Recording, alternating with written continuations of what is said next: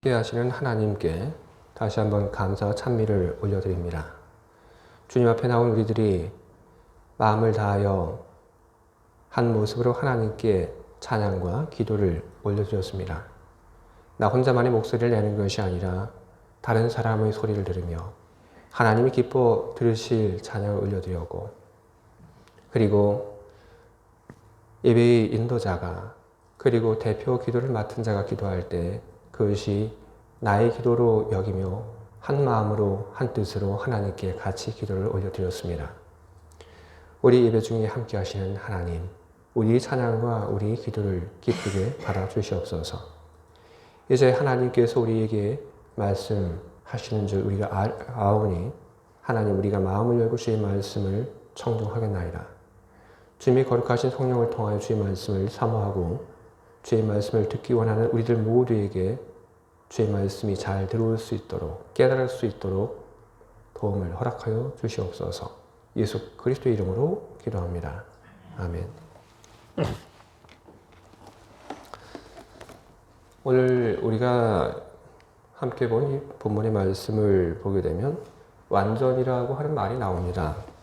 그런데 우리가 지금 가지고 있는 이 성경, 이것보다 먼저 우리가 사용했던 그 성경에는 완전이라고 하는 말이 아니라 완성이라고 하는 말이 나옵니다. 그래서 저는 오늘 여러분들 앞에서 이 완성이라고 하는 말을 중심으로 오늘 이 본문의 말씀을 여러분들에게 설교를 하려고 합니다. 완성이라고 하는 말은 사전을 통해서 그 뜻을 살펴보면 완전히 다 이루는 것, 이렇게 그 뜻을 알려주고 있습니다. 건물의 완성이라고 하면 그러면 건물이 다 지어진 상태입니다. 그리고 그림의 완성이라고 하면은 그림을 다 그리고 그 다음에 그림을 그린 사람이 그 그림에 자기 이름을 적어 놓게 되면 그림은 완성이 되는 겁니다. 이렇게 보면 완성이라고 하는 말이 무척 쉽게 그렇게 여겨지지만, 그러나 완성이라고 하는 말은 그렇게 쉽지 않은 것이라고 하는 것을 우리는 조금만 생각을 해보면 우리는 알 수 있습니다. 완성이라고 하는 말이 어려운 것은 완성이라고 하는 말이 너무나도 폭넓게 사용되고 있으며 어떤 상태를 가리켜서 완성이라고 하는지 알기 어렵다는 겁니다. 사람들이 완성이라고 하는 말을 가지고 만들어내는 말들은 이런 것들이 있습니다. 행복의 완성, 사랑의 완성, 들음의 완성, 인간의 완성, 예술의 완성, 자아의 완성, 개혁의 완성. 참 많은 말들이 완성과 더불어 함께 사용이 되고 있습니다.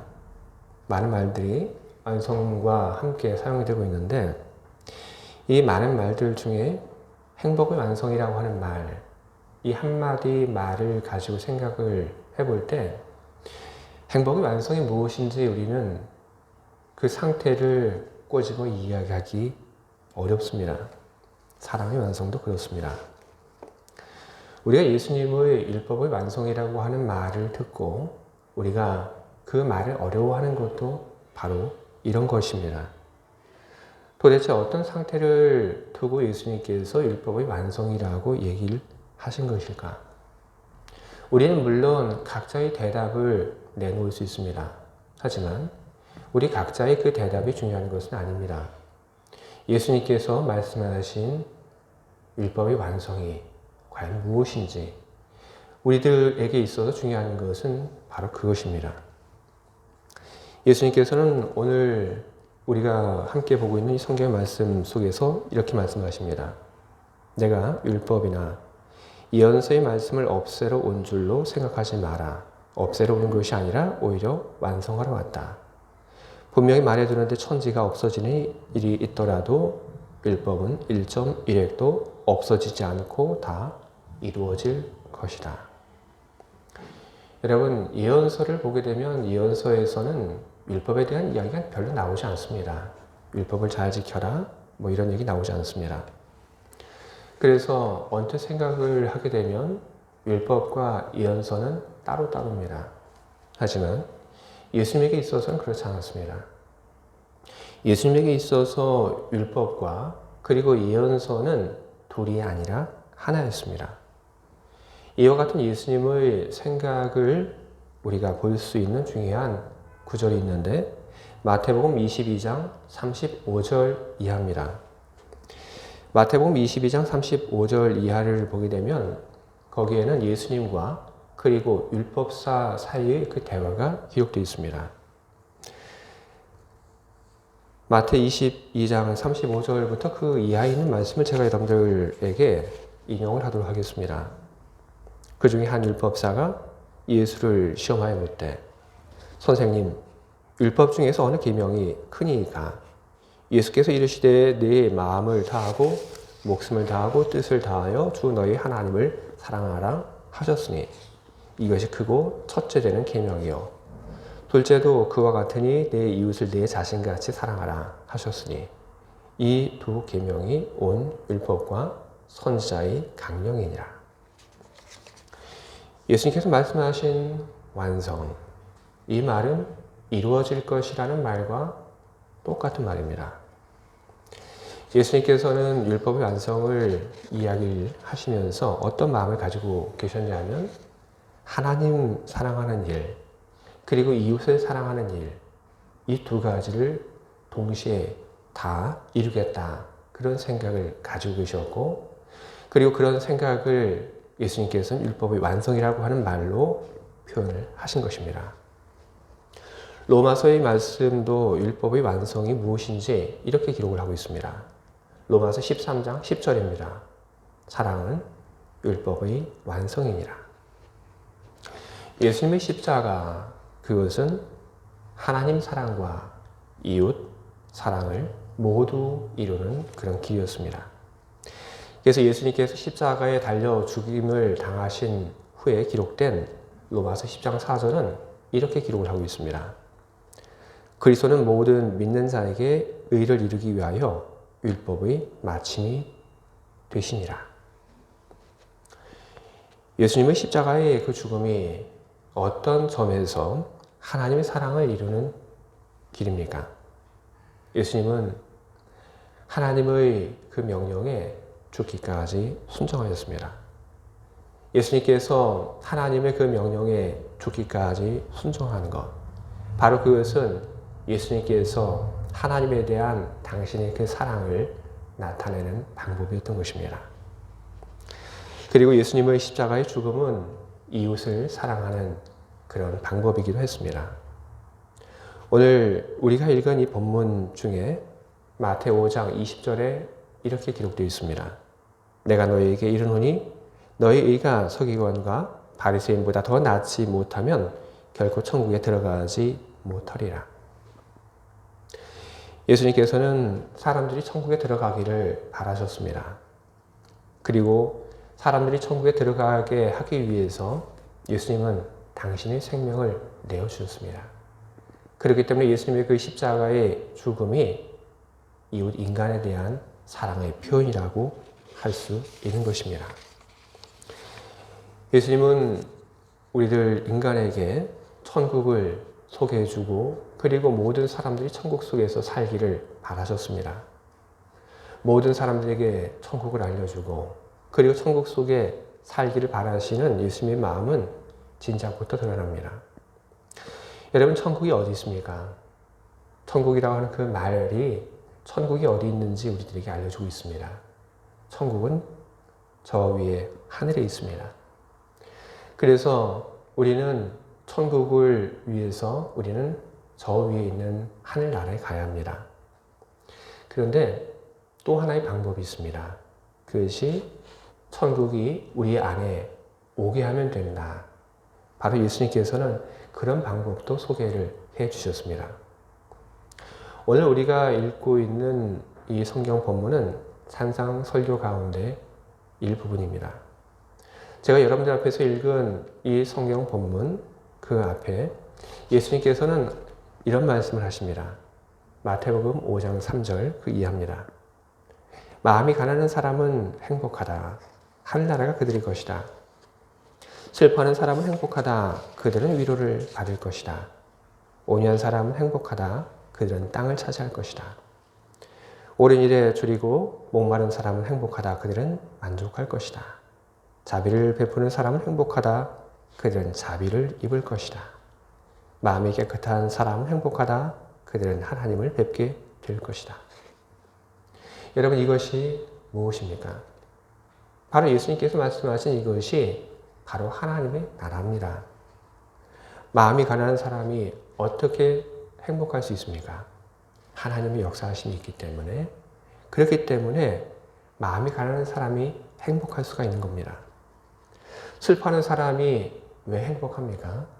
위로를 받기 때문에. 누구 위로를 받는 겁니까? 바로 하나님의 위로를 받는 것입니다. 이렇듯 예수님께서는 하나님의 나라가 우리 안에 임하는 그 모습을 이렇게 많이 설명해 주셨습니다. 하나님의 나라는 결코 멀리 있지 않다. 하나님의 나라는 너희들 속에, 너희들 삶 가운데 임한다. 그런데 우리는 영원히 이 땅에서 살 수는 없습니다. 이 세상을 우리는 언젠가 떠나 우리가 알고 있는 많은 사랑하는 사람들을 우리는 이별을 해야 합니다. 그런 사람들이 천국에 들어갈 수 있도록 하기 위하여 예수님께서는 십자가를 짊어지신 것입니다. 천국이라고 하는 것은 예수님이 생각할 수 있는 가장 좋은 것이었고 최고의 선물이었던 것입니다. 그것을 위해서 예수님은 십자가에 당신의 모든 것을 다 내어주셨습니다. 예수님께서는 십자가의 죽음을 통하여 율법의 완성을 이루셨습니다. 여러분, 우리는 예수님의 그 뒤를 이어서 율법의 완성을 이루어 가야 할 사람들입니다. 모든 것이 다 끝난 것이 아닙니다. 마태복음 5장 18절은 이야기를 합니다. 예수님 말씀입니다. 진실로 너에게 이르노니 천지가 없어지기 전에는 율법의 1.1획도 결코 없어지지 아니하고 다 이루리라. 율법이 예수님에게 다 계승되었습니다. 폐기되지 않고 예수님의 삶, 가르침, 그 속으로 다 들어왔습니다. 율법의 그 핵심적인 가치는 여전히 유효합니다. 여러분, 하나님을 사랑하시기 바랍니다. 여러분, 이웃 인간을 사랑하시기 바랍니다. 우리가 어떻게 하는 것이 하나님을 사랑하는 것입니까?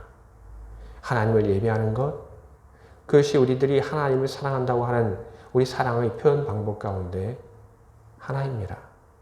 예물을 드리는 것, 그것도 우리들이 하는 하나님의 사랑의 표현 가운데 하나이고, 기도하고 말씀을 가까이 하고, 우리는 이렇듯 하나님을 사랑하는 그 일들을 우리는 하면서 우리는 살고 있습니다. 여러분은 하나님을 사랑하고 계십니다. 그런 여러분들이 해야 할 또 하나가 있습니다. 바로 그것은 바로 하나님 사랑과 더불어 이웃 인간을 사랑하는 것입니다. 기독교 신자들이 윤리적으로 왜 바르게 살아야 하는지 모르는 사람들이 참 많이 있습니다. 왜 우리들이 이웃을 사랑하고 왜 우리들이 올바르게 살아가야 하는지 그 이유가 바로 여기 있는 것입니다. 예수님께서는 오늘 제가 읽은 이 본문 말씀 중에서 이런 말씀을 남기셨습니다. 그러므로 누구든지 이 계명 중의 지극히 작은 것 하나라도 버리고 또 그같이 가르치는 자는 천국에서 지극히 작다 일컬음을 받을 것이요 누구든지 이를 행하며 가르치는 자는 천국에서 크다 일컬음을 받으리라. 의로움을 이루어야 한다. 옳게 살아야 한다. 사랑을 해야 한다. 바로 그 말씀을 예수님께서는 가르쳐 주신 것입니다.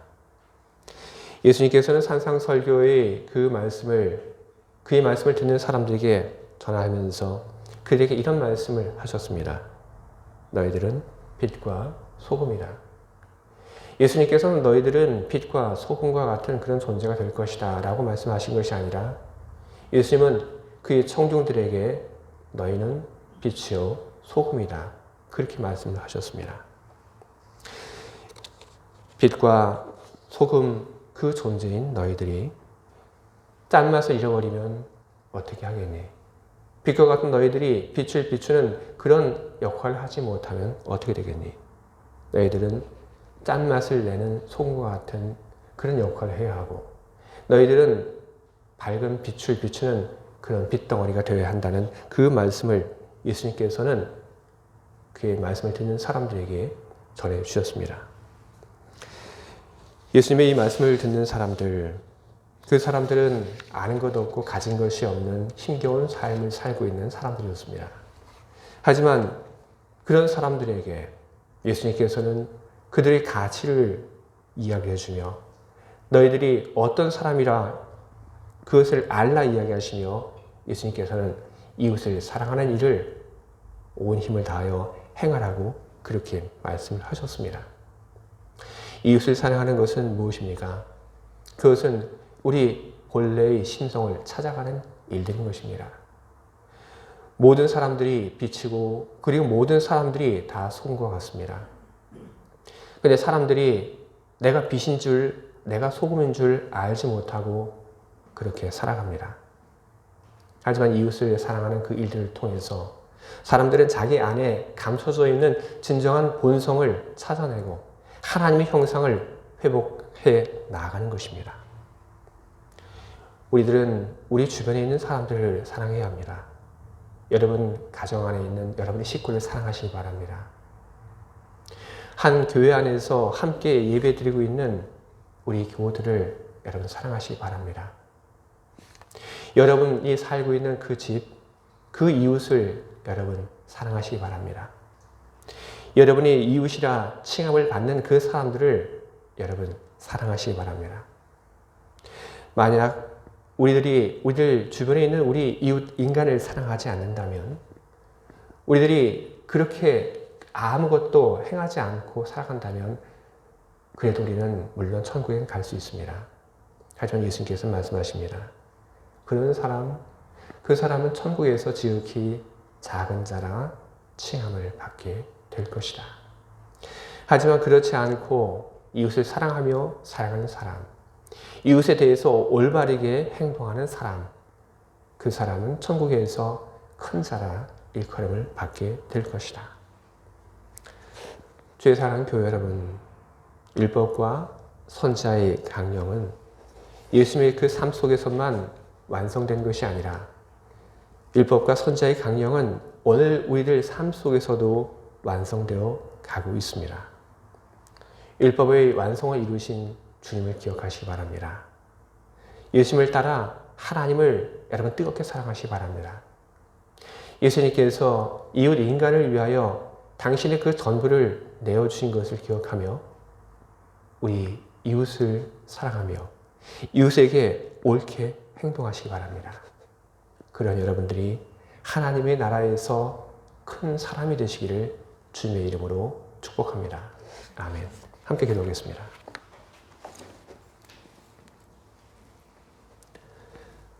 사랑과 은혜가 많으신 하나님 아버지, 오늘 율법의 완성이라고 하는 말을 우리들이 듣게 되었습니다. 예수님께서 말씀하신 율법의 완성이라고 하는 것이 무엇인지를 듣고 나니까 율법에 대해서 가졌던 우리의 생각과 우리 마음이 싹 달라집니다. 예수님 시대에 살았던 사람들도 그랬지만 이 시대를 살고 있는 우리들도 율법하면 무척 안 좋은 것이라는 그런 느낌을 갖고 살고 있습니다. 필요 없는 것이라는 생각도 많이 우리는 가지고 살고 있습니다. 하지만 예수님의 그 말씀을 통하여 율법이 무엇인지 오늘 우리들이 알고 나니까 율법이 그렇게 큰 은혜였다고 하는 것을 느끼게 됩니다. 부모가 자녀를 훈계하고 지도합니다. 바로 그 안에 담겨져 있는 부모의 마음과 율법 안에 담겨져 있는 하나님의 마음이 다른 것이 아니라고 하는 것을 우리는 알게 되었습니다. 사랑을 실천하며 살라고 하는 하나님의 그 마음이 율법과 선자의 강령 속에 담겨져 있었고 예수님께서는 그것을 온 삶을 다하여 우리에게 보여주셨습니다. 예수님께서 이루신 그 큰 사랑으로 인해서 우리들은 오늘을 살고 있고 사랑의 빚진 자가 되어 오늘 이 자리에 와 있습니다. 예수님께서 걸어가신 그 길을 기억하며 우리도 율법의 완성을 이루기 위해서 힘써 행하는 자들이 되게 하시옵소서. 우리가 어디 있든지 항상 하나님을 사랑하는 일에 온 힘을 다하게 하시고 하나님을 사랑하는 일뿐 아니라 우리 이웃 인간을 사랑하는 일에도 우리가 힘을 다하게 하시옵소서. 그래서 율법의 완성을 이루어가며 장차 하나님 나라에 들어가서 하나님 나라의 큰 자라 일컬음을 받는 큰 은혜와 복을 누리게 하여 주시옵소서. 예수 그리스도의 이름으로 기도합니다. 아멘.